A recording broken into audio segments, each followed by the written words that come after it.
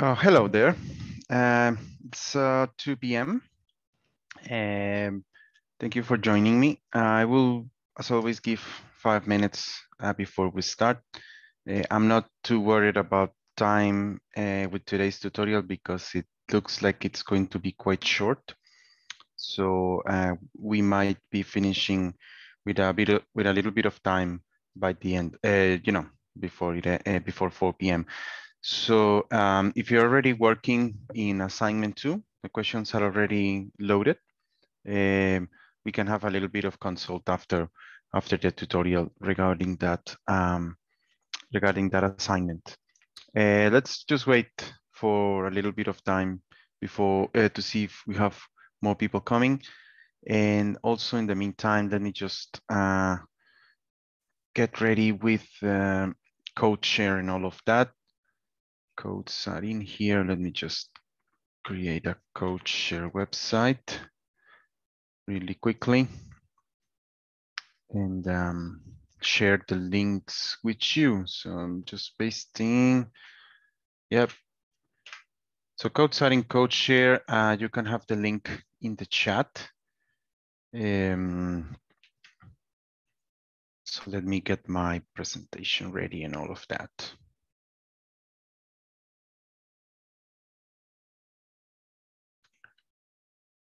Oh, also, yeah, a friendly reminder to do the CCAT evaluation. So this might be a good time. I will post an announcement during the weekend. So please check it out. It will send a reminder to your email as well. So I will post all the information so you guys can do the feedback. I would really appreciate if you take a little bit of time and do it. It really helps me grow and as a tutor, and it's a great tool. Okay, so please don't forget to stop by CodeShare, grab the code, put it in a fresh R script as always. Today, we're going to use packages that we have been using throughout the semester and a new one called URCA. So please install that package. You can do that from packages, install, and type in here URCA. You can see that's a suggestion and install it. I'm not gonna do it because I already have it in here. Yeah, it's already there. And once you have all your packages installed, just load them using library. So that's the first 4 lines. Just wait for another minute to see if we have more people coming.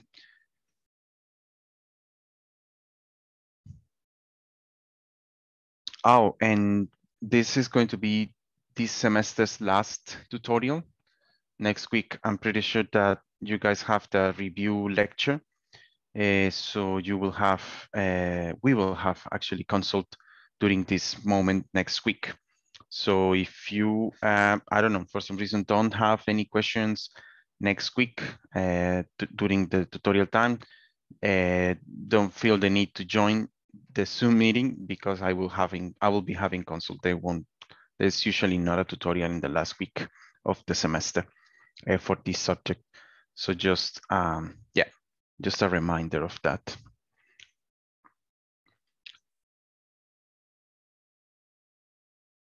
Alrighty.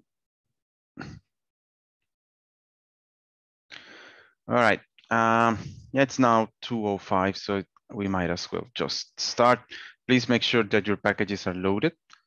And also that you download the term structure.csv data and have it in your working directory, right? So make sure your working directory is consistent. It's already set up. Mine is already set up, so I don't need to do that, but make sure you take care of those things so you don't get any error messages and all of that. And let me load the data. We have monthly observations from June 1992 to 2010, August. Information regarding the interest rates of, let me put the tutorial up so we can give you more info regarding the 5-year and 3-year treasury bond rates. That's the rates which the money is lent in the capital markets, and the 180 days and 90-day bank accepted bills. So that's the money market rates for money that the banks loan, right? And the data is analyzed monthly rates from the period June 1992 to August 2010. So we have 219 observations. However, if you noticed, the last values for 90 days and 180-day rates are not or were not record. So what we're going to do is first take all this information and extract it. So extract the dates and extract the rates into separate variables and put those variables in a matrix because we're going to continue with VAR. And you know, VAR, all these variables that we're going to work with need to be in the same object, in this case, in the same matrix. So let's do that. Let's capture the dates and how long those dates are. We have 219 dates. This information regarding dates, it's not displayed here, but if you run just the name of the variables, it's showing you all the information. It's capturing like since the variable, since the data is year, month, and it started with an M. If you use the as year, month, it will capture that information and you will put the format in here, right? So percentage year, because it starts with the year, and then the letter M. So you put that M in there and then the month information. So R is very clever in that sense, and it will recognize the pattern and extract that information. You can see here that's all there, all nicely. And since the last bit, like this row 219 is pretty much not informative. So what we're going to do is to extract the information for the rates and take that last bit out, right? You're subtracting the 219th value in here. So we will be left with 218. And when we put all of them together in a matrix that I'm calling X, you notice that I don't have any missing values. If we have missing values when using the VAR commands, we're going to get errors and we don't want that. So yeah, make sure that it's all done. I mean, if the data set that you get for your assignment doesn't have any missing values, you don't need to do this. I mean, you don't need to add this, right? You will just put them like this. I added this, or Eric added this because of that missing values to take care of that. And I am also, I went too far. I'm also storing in this variable n how many variables we have in the system. And I'm getting that information as asking for the number of columns in X, which in this case, we know it's going to be 4. So I put it like this, so it's automated for you when you are replicating for your assignment. In the solution, it's going to be 4, but I left it like this. So if the system that you're given is 3 variables or something, you don't get any problems there. Let me give you a little bit of a background of what we're going to do today. We're going to learn cointegration, but in the context of multiple equations. So this is, this is something that like we learned in tutorial 6, how it works. But if for single equations, right? You guys remember the error correction model that starts from an ARDL and it's transformed, and we get some inference of the long run equilibrium relationships between the variables there. But in the ARDL, we don't assume endogeneity in the variables. In the VAR models, we do. Right, in a multiple equation system, all variables are treated as endogenous because they are mutually explained by the others. So we are going to learn the vector error correction model, which is the expansion of the ECM for VAR systems to analyze a system as a whole, not just a single equation like we did with the ARDL. So how does it look like? Again, this is a little bit extra just to illustrate.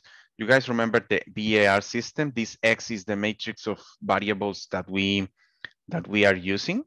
All those variables are stacked, so this is not this is a system of equations, of matrices, right? This is not just variables there.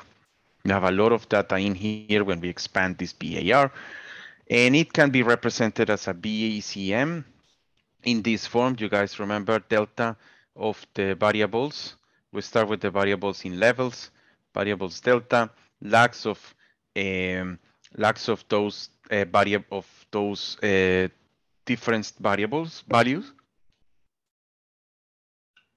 And please note that from a VAR P, we start from a VAR P plus 1. So, so if this is a VAR 10, we will go up to 9, T minus 9, right? So we will lose that last lag there. So if you represent it correctly.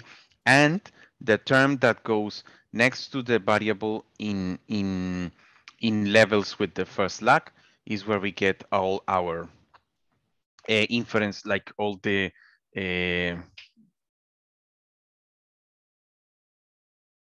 I forgot. Do you remember alpha and the betas, the adjustment parameter and the long run multipliers? So those ECT terms from the the error correction model, they are in pi, sorry, in the matrix pi. These are the way that these matrices are calculated. See, this is an identity matrix of dimension n. Since we have 4 variables in the model, this would be an identity of size 4. And all these matrices of coefficients in the system. And then as we move through this, I always forget the name of these Greek letters.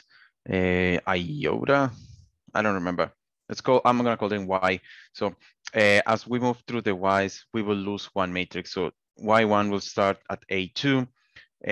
This one will start at A3 until the last one will start only with AP, negative AP, right? All these values are negative. So these are the way that they are transformed.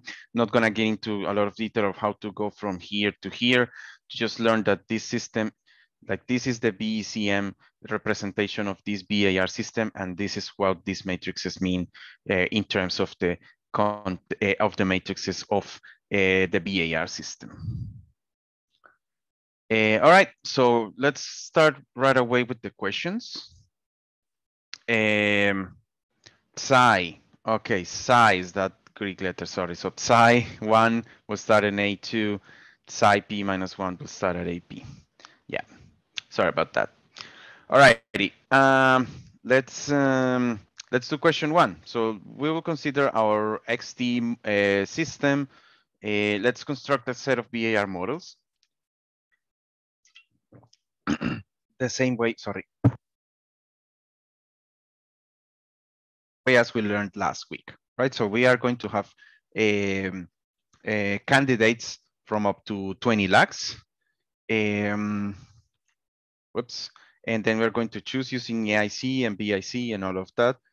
And you know, the whole thing, checking checking the boy, I'm really lost today. Residuals, Jesus, the residuals. Okay, so we're going to do all the process. Let me jump to our studio now. You guys know this from last week. It's exactly the same command. We will create an empty list to store the coefficients. We will create an empty matrix to store the the information criteria values, and the names of that matrix will be the lag levels, AIC and BIC, right? We will take the AIC and BIC and lag values and fill this matrix. That way we can compare. So this model, by the way, will not need any change when you are replicating it, other than making sure that your exits already defined with all the variables there as columns in a matrix X. That's all you need to be careful with. And I'm making a lot of emphasis here because you are going to need VAR systems, VAR models for assignment 2, right? So it's important to pay attention to these explanations here. Hey, by the way, as always, as last week, like I started last week, if you have any questions, please let me know in the chat. So I will make sure that you, like I can see what you guys are, like if you have any doubts or something like that. So all the models, all the models have been estimated from VAR1 to VAR20. So all the estimates are stored in there. You know that they are a lot because they are a lot of elements into this matrix. So these, all of these matrices are 3x3, 4x4 matrices because we have 4 models. So we have heaps of coefficients to be estimated there. You guys remember from last week that we counted, we learned a formula to count how many coefficients these VAR systems have. All right, let's order by AIC and BIC, and let's see. So we will look at how AIC and BIC, I have that in the slides. So it's easier if I show you. It seems that both AIC and BIC prefer models from 2, 3, 4, 5, and 6. 2, 3, 4, 5, and 6. LAC 1 is preferred by BIC, but AIC it's very far away. You can see that the AICs are in 1487 and this one's 1352. So that's quite below. So VAR1 will not be considered and we will go up to 5. 6 could also be a candidate, but we're keeping things simpler than that. So we're just going to roll with 4 models, VAR2, 3, 4, and 5. Next step is to checking the residuals. Oops, sorry. You know that the residuals, oh wait, actually, sorry. We need to create that adequate set and the adequate indexes as always. This is very important for your models. If you know that your preferred VARs are 2, 3, 4, and 5, you can use a sequence in here.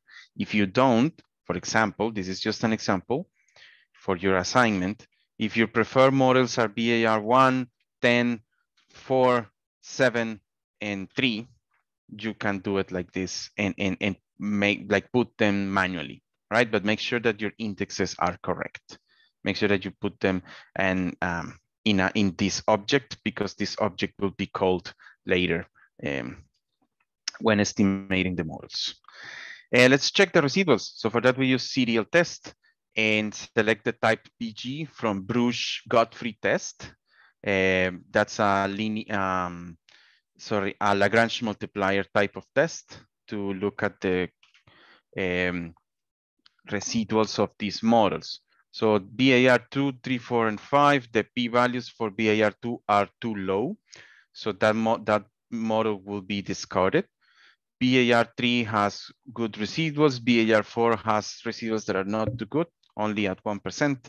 VAR5 has also good residuals. So up until this point, we're going to discard VAR2 and proceed with 3, 4, and 5, but being cautious, right? Especially with VAR4, we need to look at those results with caution. So what we do here is to update this list, right? We are not, wait, sorry, I need to build, wait, let me finish this idea. We need to update the list of adequate sets and adequate indexes. So remember that I'm going to go forward with 3, 4, and 5. So that's why I'm updating this from 3 to 5. 3 to 5. But make sure that if you, like, again, if your numbers are different, make sure you change them. So using this C, you can put it in here. I forgot to do that earlier. That's why I got a little bit confused there. But if there are different things, 1, 4, 7, 3, whatever, you can do that like that. And in here, oops, double C, that's not going to work. And that way you can create your adequate indexes. All right. So you don't don't copy and paste this code for your own work, because VAR 3 to 5 might not be the better models for the work that you're going to do. Okay. Right, but having said that, adequate sets and adequate indexes are all set up, so we can move forward with question 2. So with this adequate set, let's implement the Johansen's trace test. That's a test for the possible ranks of matrix A1. And well, we're going to get some inference regarding what those ranks mean. So I prepared a little bit of explanation of what the cointegration rank is. So we're going to look at this pi matrix, this large pi matrix in here. And we're going to look if that, like how many linearly independent columns that matrix has. Depending on how many, depending on the rank of that matrix, we can get some inference regarding the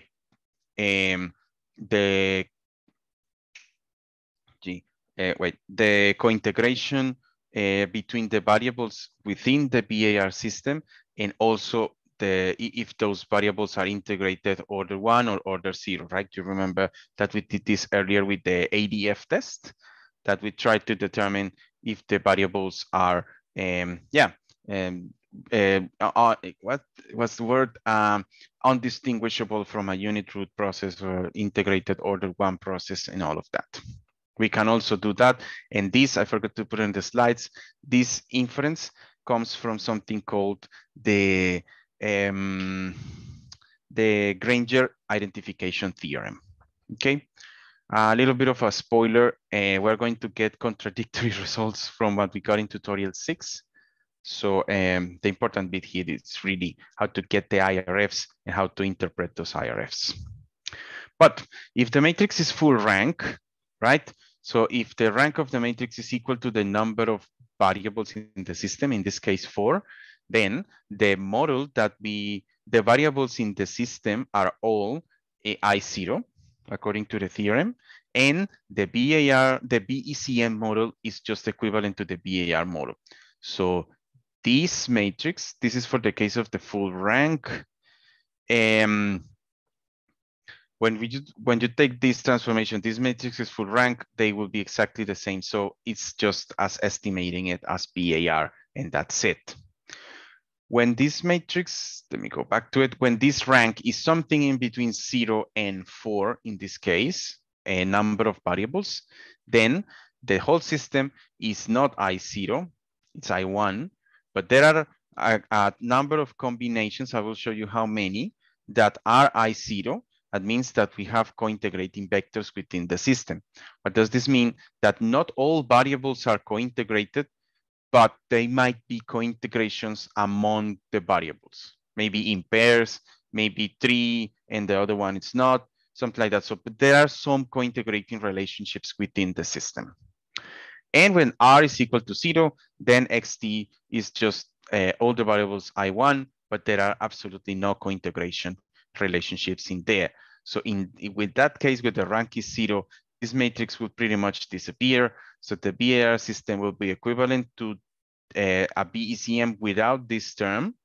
So it's just delta of XT and lags of delta of X until like 1 lag,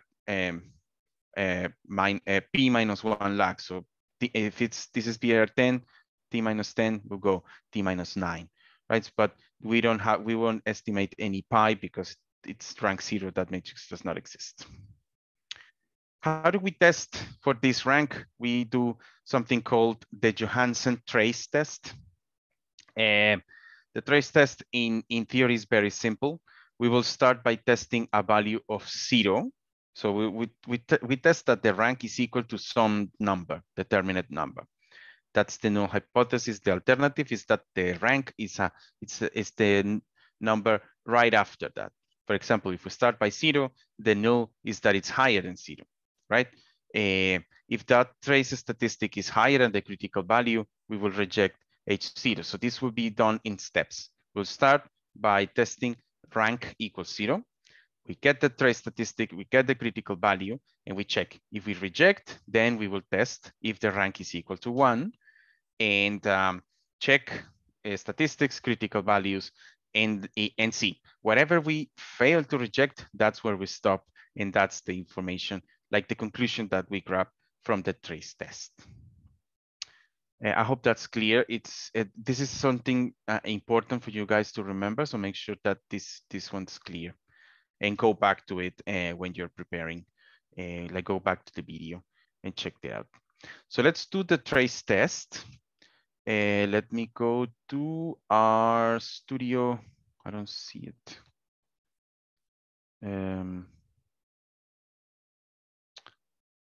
Goodness. There it is.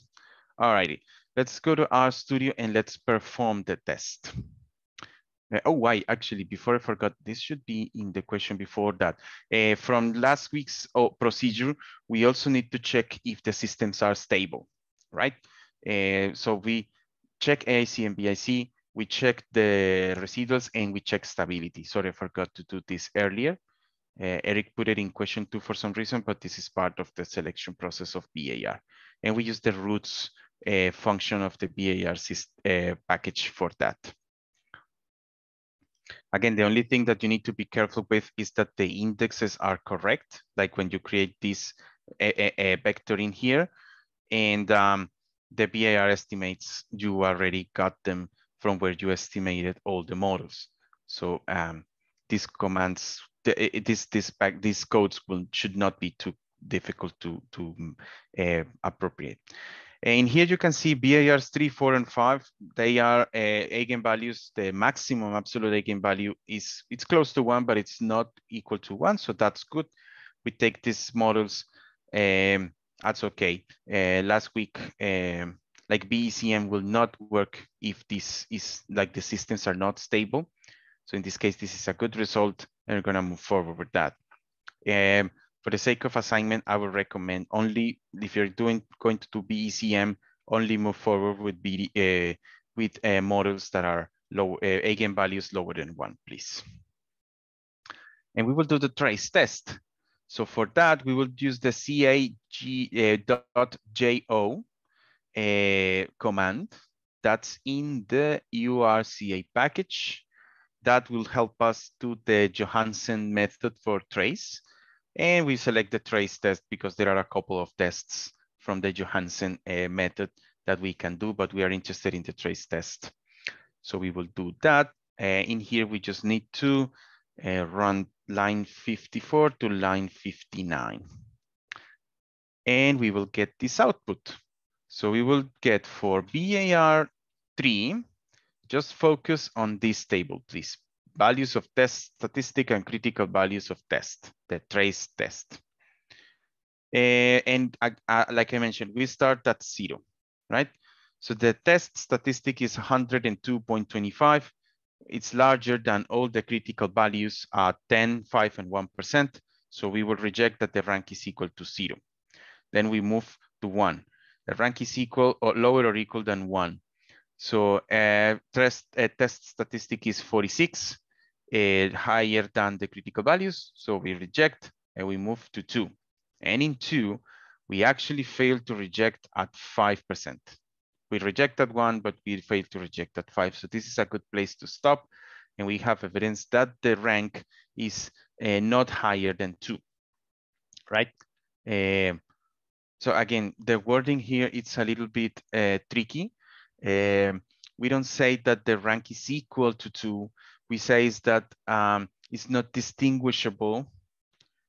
Sorry, it's distinguishable from a rank 3, but not distinguishable from a rank 1. So please don't say that the rank is equal to. Please say that we have evidence to suspect that the rank might be equal to 2. So that's for the VAR3.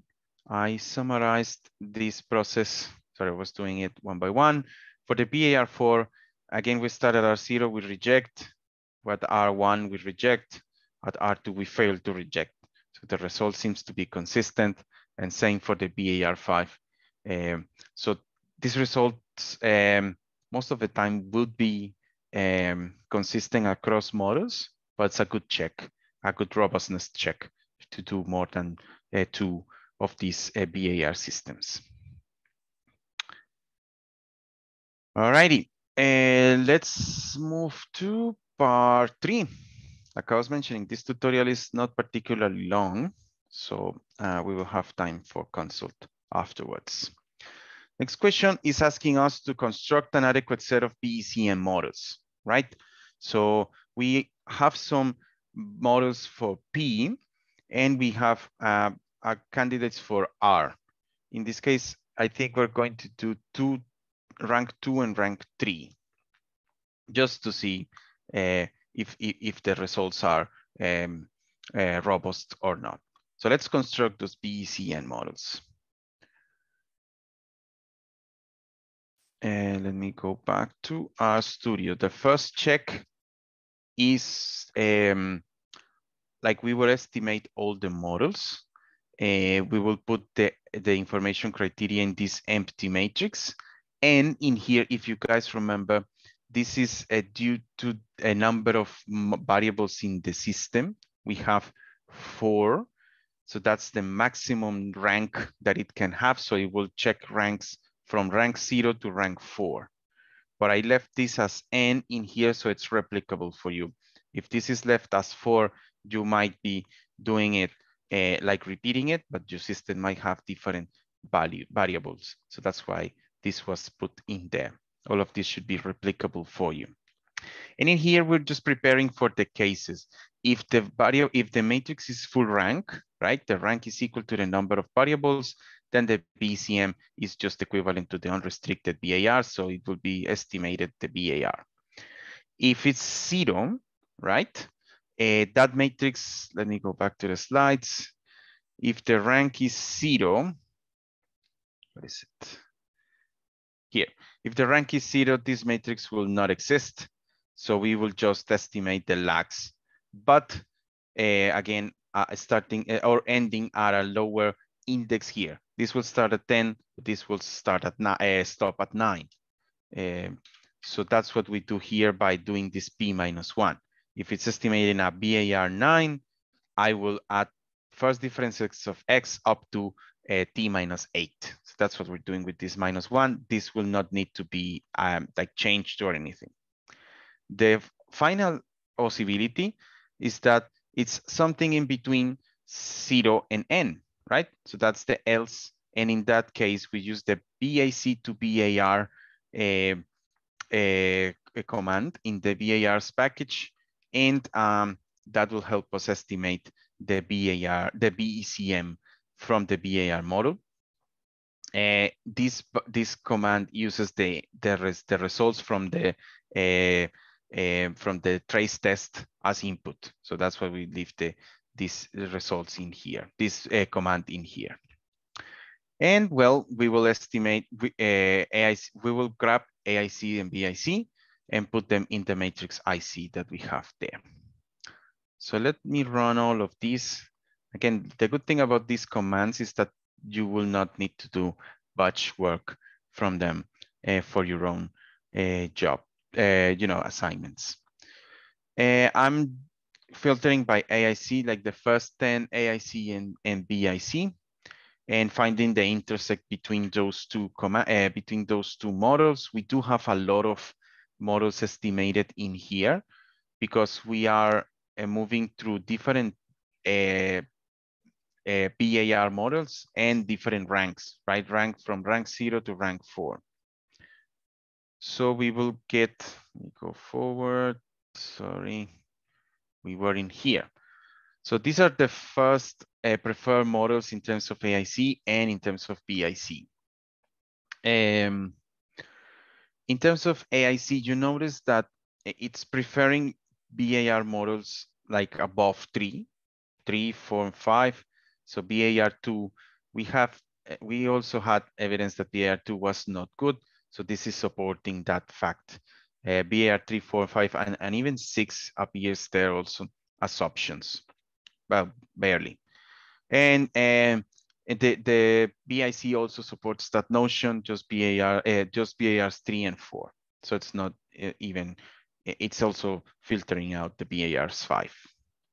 And it supports the notion that that the rank should be like different than 0. So it's also supporting the results from the trace test. You have a couple of zeros here, but these two specifications are nowhere in the AIC, so they won't be when we do the intersection. And with the intersection, we find VAR models 3 to 4 ranks from 2 to 4. So that's also consistent with the trace test results that we got, that it's something from 2 to 4. So we're going to check that like when you're estimating the models. The next bit is to check residuals. So we are going to check them. Oh, wait, and I'm adding the adequate sets and adequate indexes. These commands, you don't need to change them, but make sure that your intersect IC element is done, like you use this. If this is done correctly and you notice that in the intersect matrix, like, you know, you have 5, 6 models there, that's good. Then you can run this and that's fine. And let's now check the residuals. For that, we will again look at the Bruch-Godfrey test. And where did this came from? And look at the residuals to see how they look like.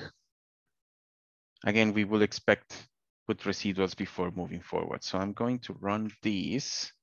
And we have 6 models to estimate. So a little bit of output here to check. It seems that the VAR3 models are overall getting better residuals than the VAR4s. VAR4s are okay at 1%, which is not great, but it's not terrible. As we learned in assignment 1, that sometimes we need to be flexible there and just put that as a limitation or as a source of uncertainty. So what I would do, if I can recommend you something, is if this is the case, just go with VAR3 and different ranks in here, because like we're going to see in a minute, the IRFs, especially when we have 4 models, 4 variables in the model, they get quite massive, right? Because we have like how one variable responds to shock in the other 3 and itself, and we have 4 variables. So the creation of all of those graphs gets a little bit convoluted. For question 4, it's asking us to choose a reasonable lag length.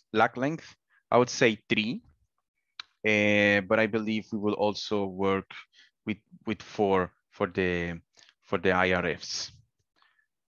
So let's estimate those models. Let me go back to RStudio. So we're going to estimate the VECM. The VECM will also use the output from the Johansen test, and with these cage orals, we will estimate the models. This VAR3 was our our reasonable lag length, and we have ranks from 2 to 4. So this can also be customized to your needs. If you're only, I don't know, ranks 2 or 2 to 3, you can change that in here. And if your preferred lag is VAR lag is 6, then you can change it in here. That's also, other than that, you don't need to worry about anything else in here. This will take care of it. And of course, it's estimating the VECM only for the ranks that are lower than 4, because VECM with a full rank matrix is equivalent to the unrestricted VAR. So we will not need as to do that. So let's run this big loop.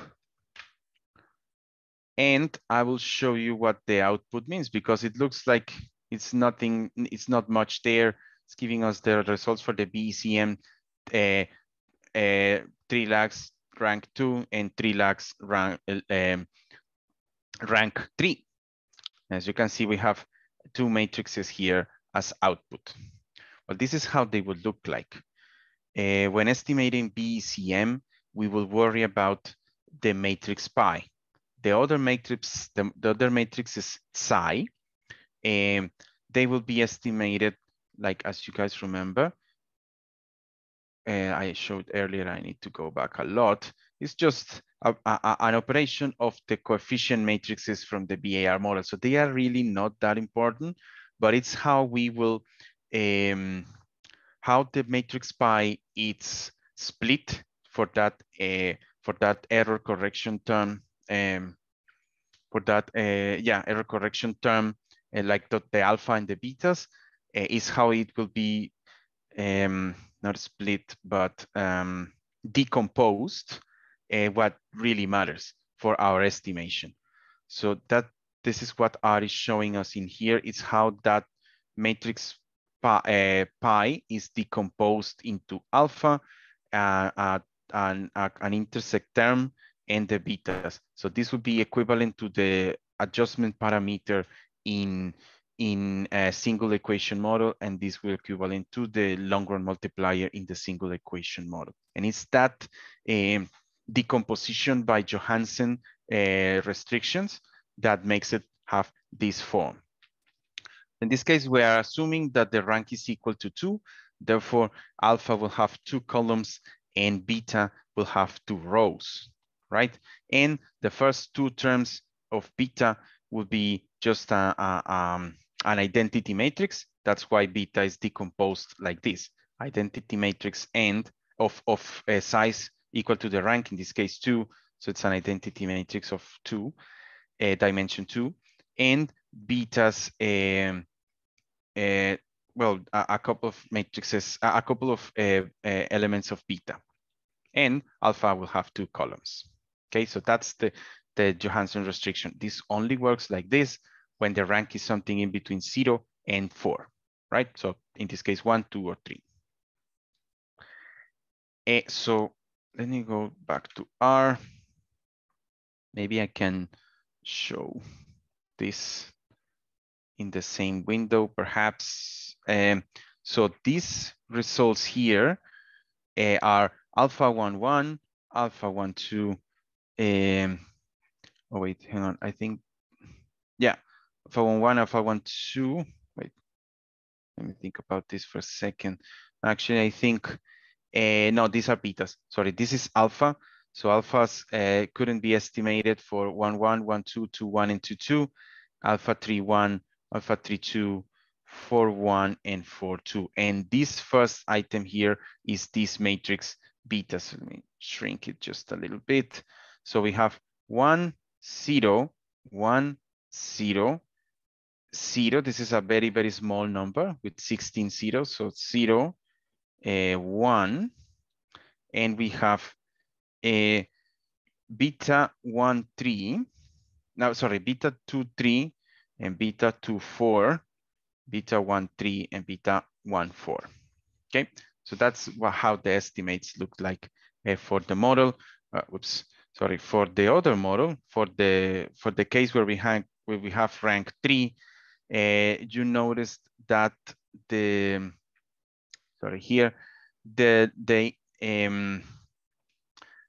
identity matrix is now of dimension 3. We have ones in the diagonal. Those are these 3 ones. The others are just zeros, 0 here, 0, 0, 0, and 0. And we have a beta 1, 4 in here, beta 2, 4 in here, and beta 3, 4. It's not visible there very good, but it's also there, right? And alphas here. Alpha is now a 3 by 4 matrix. Sorry, a 4 by 3 matrix. Only these terms. So these alphas are reported there, are estimated according to the Johansen restrictions. So, and if you guys remember from the Granger theorem, what is the Granger theorem in here? We will look at those betas, and that's how many cointegrating vectors we have for the case of rank 2. We will have 2 cointegrating vectors, and for rank 3 we have 3 cointegrating vectors. Okay, so that's how that Johansen restriction is applied in this case. So all the models are estimated. We just left the output for this so we can, like first I can see and explain what they mean, but also that we can see from the Granger representation theorem, like what is the inference regarding the long run relationship between the variables.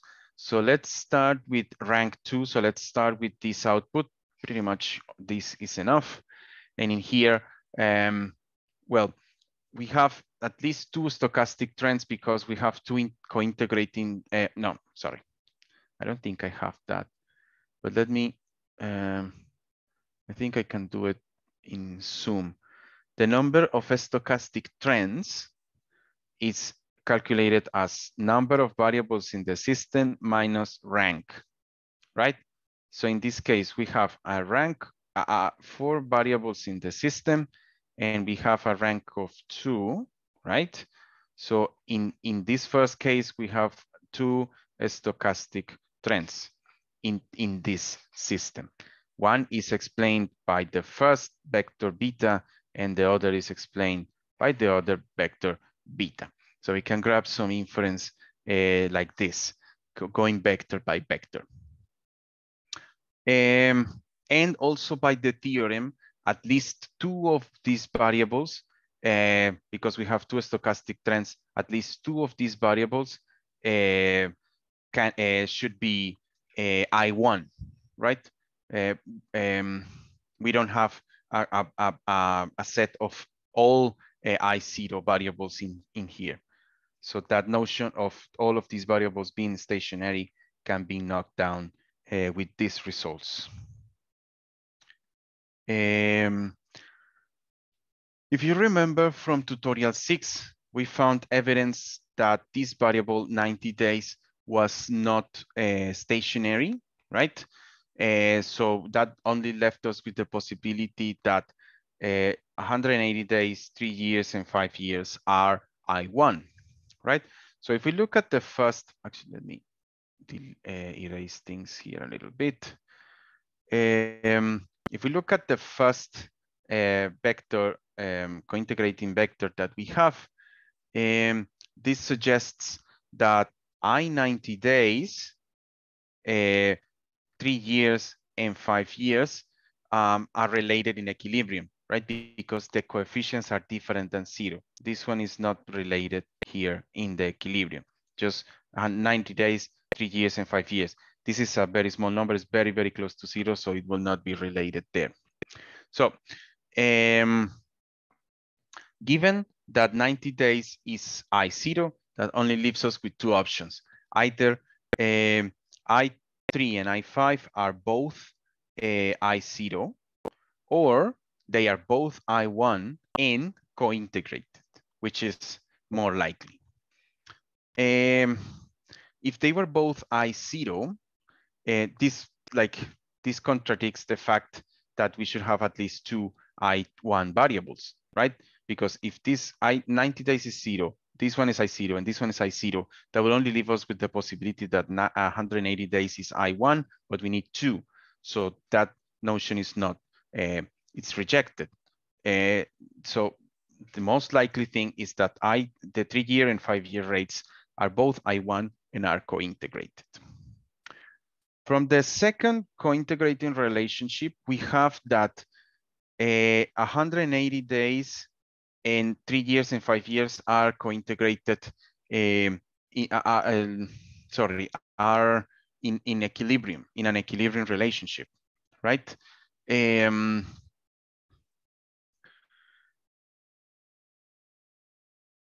me check my notes here.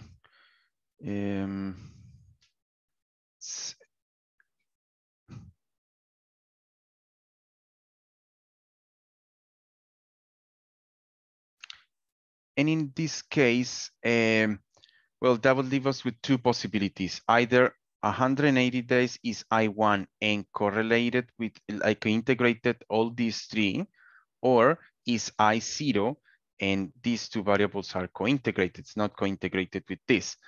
But whatever the solution, that this is what I mean by the Granger theorem being kind of like weird, is that in this case we will get contradictory results either way. We don't get to a final conclusion. In this case, it can be two possibilities. 190 days is not I0, as we got the results in the ADF test. It's I1 and it's co-integrated with 180, which is also I1. And that's the first stochastic trend, the first co-integrating relationship in the system. And the other co-integrating relationship in the system is that 3 years and 5 years are also I1 and are co-integrated, but are co-integrated in pairs, not all four, but two co-integrating relationships within the vector. But that will contradict the result that we got from the ADF test, that the 90-day rates are I0. So it doesn't mean that what we're getting here is wrong, or what we got back there was wrong. It means that since the systems or the models are too different, we need to keep every conclusion in the correct context, okay? Now going for the case with rank 3, we will have one stochastic trend, right?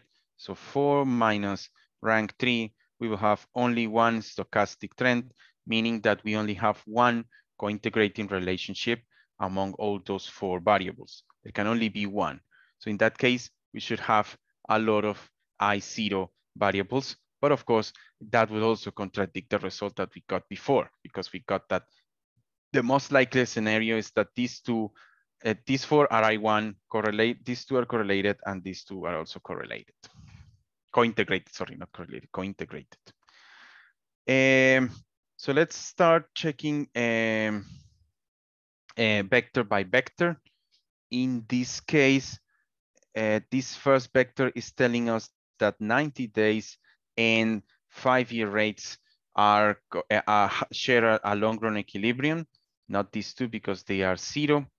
And if we recall from that result that 90 days is I0, then well, that pretty much leaves 5 years open, right? It might be I1 or it might be I0. Either way, it should not be correlated, or should not, be co-integrated with 90 days. Let me see more about that relationship.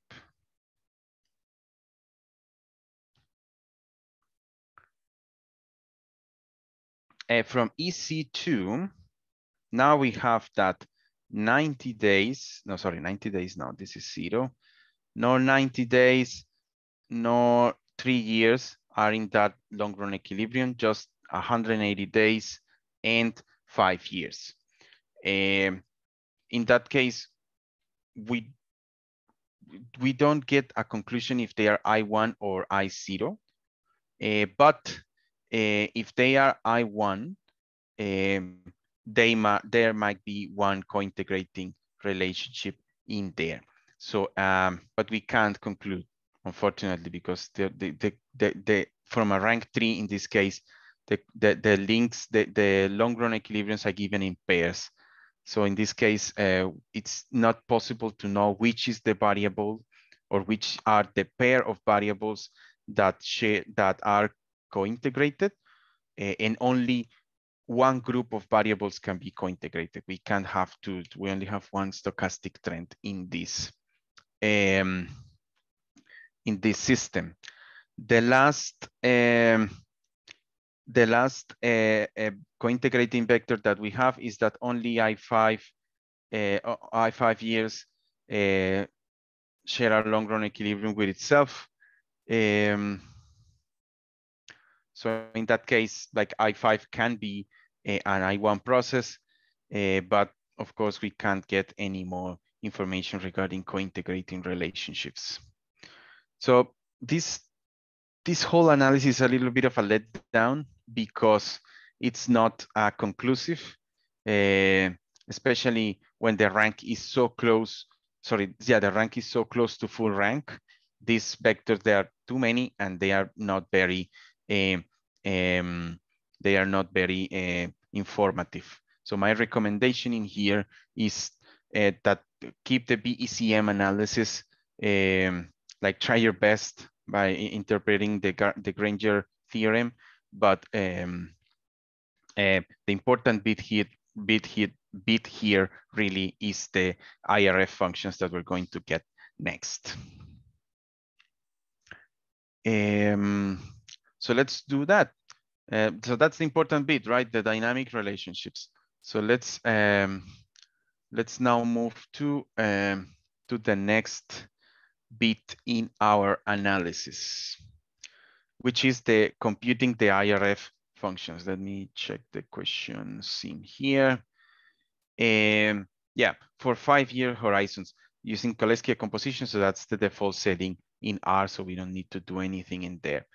One thing to note, please, it says 5 years in the future, but the code that Eric shared had a 40 here. So it was predicting 40 months in the future, but 5 years is 60 months. So I changed this to 60. You're probably not gonna get that instruction on your assignment, I don't know. But whatever horizon you want to set, you might be good by creating that horizon variable, right? And using that in here, and you can play around, see if the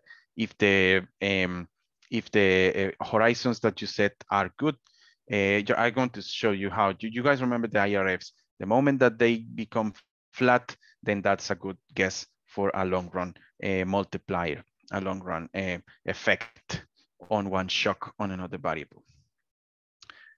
Things to note in here, we are going to do combinations of the variables. So we do how I-90 reacts to shock on itself, shock on this one, shock on this one, and shock on this one, then how this one reacts to shock on this one, da, da, da. That's what these loops are in here.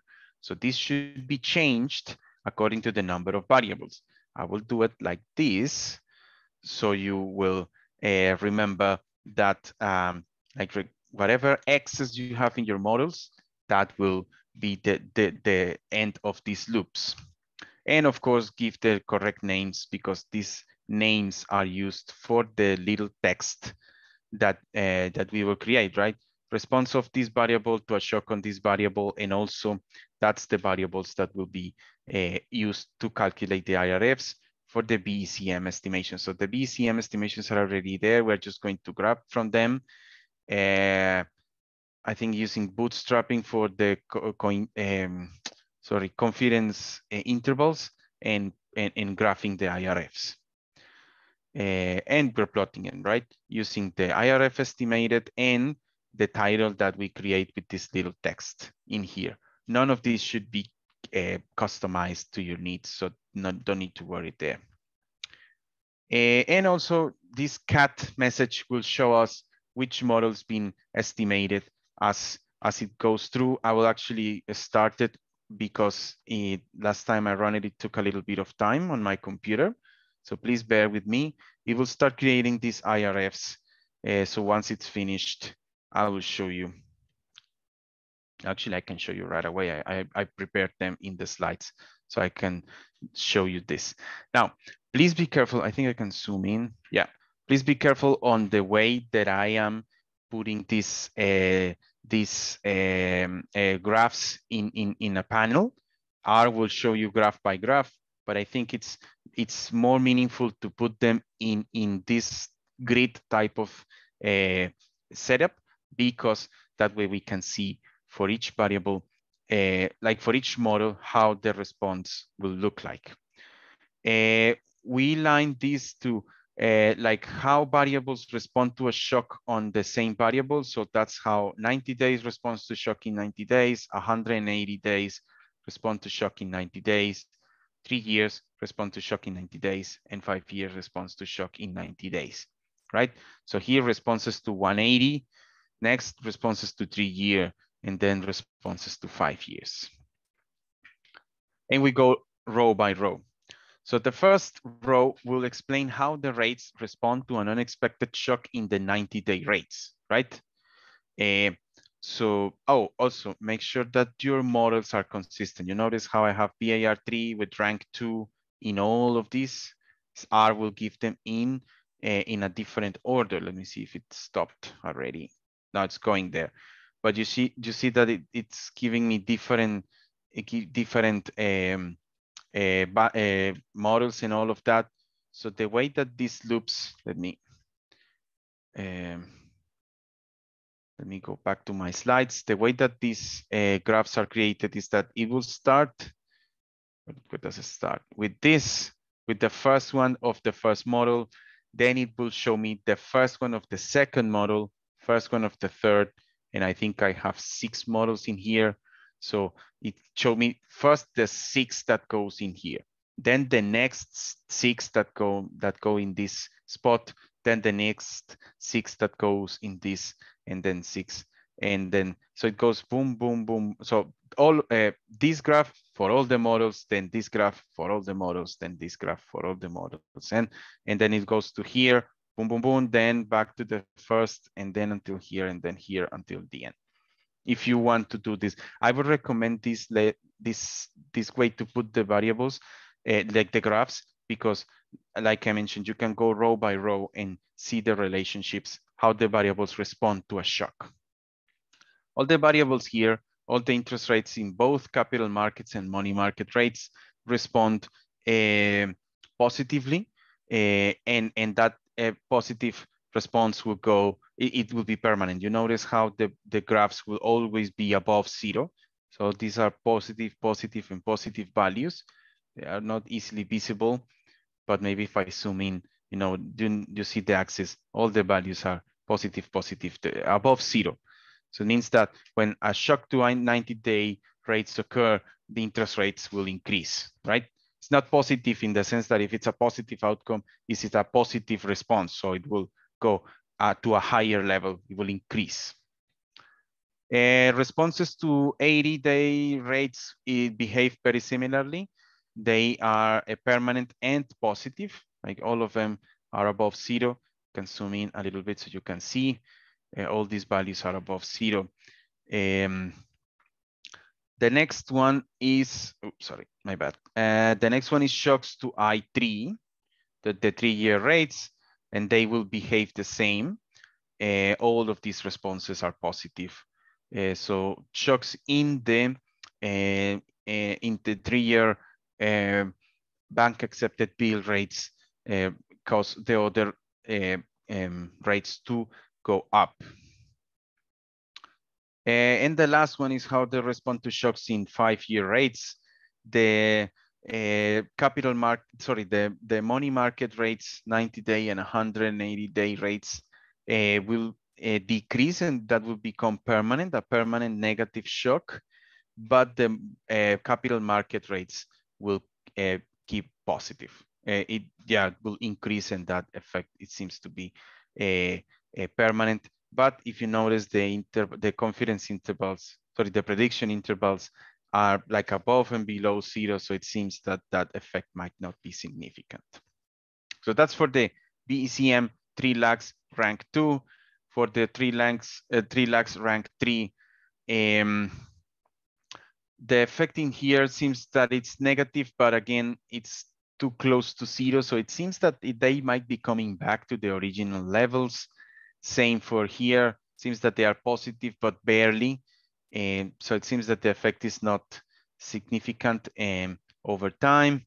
Shocks in the 3-year rates overall seems that they will cause the rates to increase. So that's consistent with the previous result. And shocks to 5-year rates also cause permanent and positive responses of the other variables. The variables in the money market rates, like they're they can be like the predictive intervals are negative and positive, so that effect might go anywhere.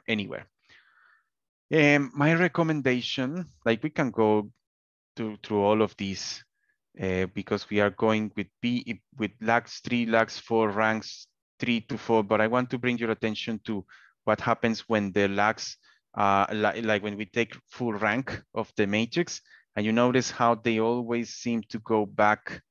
So they don't predict any permanent responses to the shocks.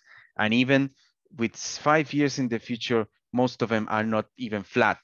Like this one's not flat, this one's not flat, this one's starting to become flat, and this one's not flat, this one's not flat. So it means that this VAR4, so this is for 3 lags. Let me show you for 4 lags how they look like, and it's more of the same. They still, like, this one's not flat, this one not, nope, nope, and nope. So it seems that, well, a full rank might not be a good choice for these models. My recommendation is to just select a couple of models and a couple of ranks, so you don't have to compare too much. But this is how you would do it. You will go row by row, and you will see if the effect, for example, in this case, how 180-day rates respond to shocks on themselves, and the predictive intervals are above and below 0. It's not definite that the effect will be, it seems that it's positive, but it's not definite that it will be positive, like permanently positive. So it results to be careful in that sense. All right, let me see.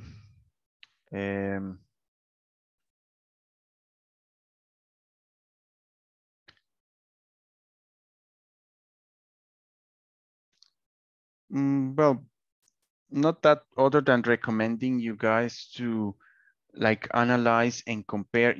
Unfortunately, we can't make a decision on the final, like the final rank of this system using these graphs.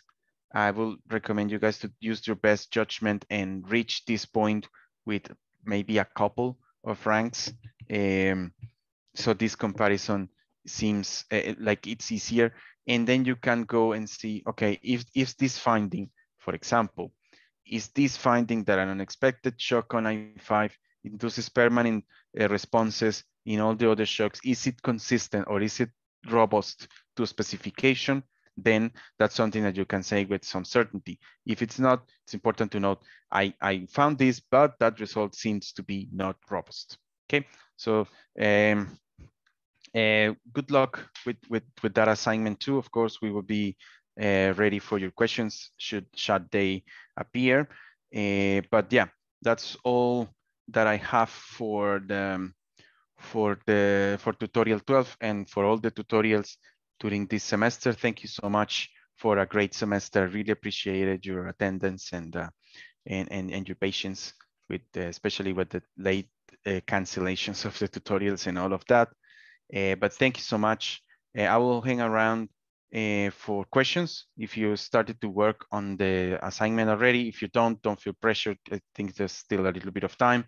So go work on them, and I will hold consult next week, the same time as always, and during the tutorial time, so around this time as well, I will hold consult. So thanks so much. All the best in this end of semester. Best of luck in the exams and all of that.